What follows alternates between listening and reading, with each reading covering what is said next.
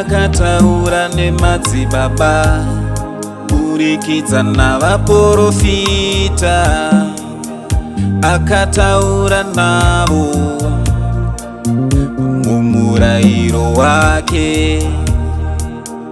Anotaura kwatiri mumwanakomana wake, wakaita mudyi wenhaka, wakaitawo naye nyika.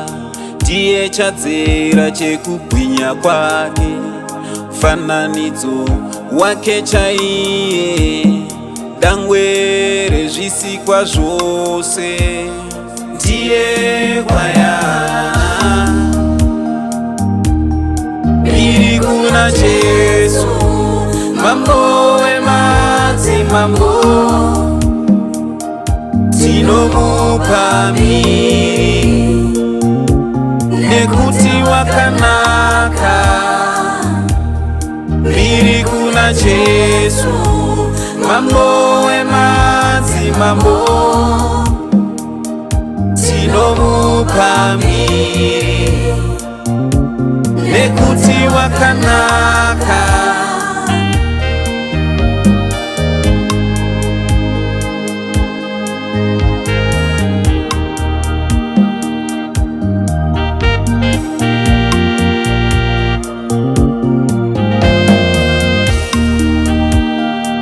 Avo vakasiva kare kare ndivo vakadana kuti vagova pamwe chete naye mukubwinya kwake.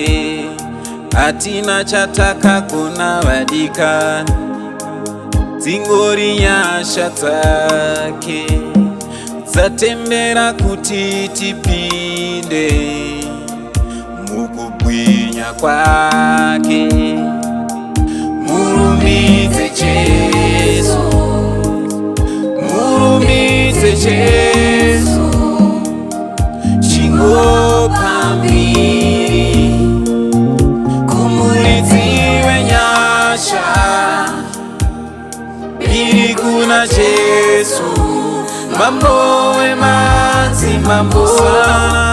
Haleluya. Tinomupa miri nekuti wakanaka. Haleluya.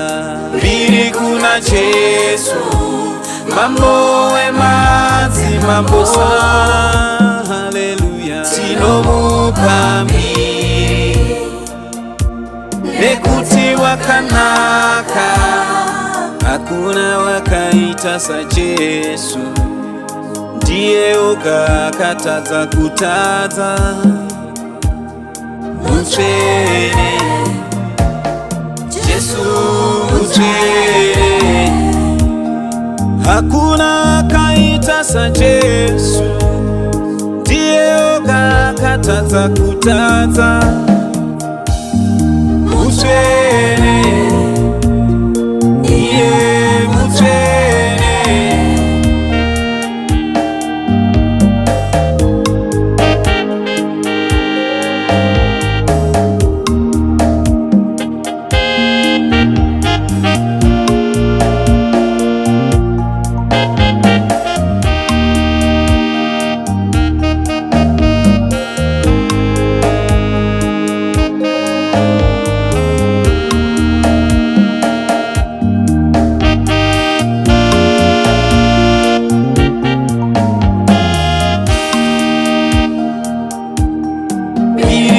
Jesu, mambo wemadzimambo.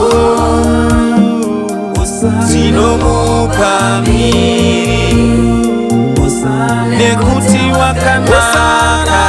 Haleluya. Miri kuna Jesu, mambo wemadzimambo.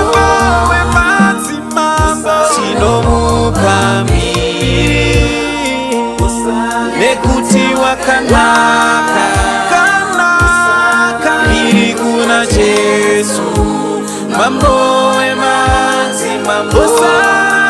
Haleluya. Tinomupa miri nekuti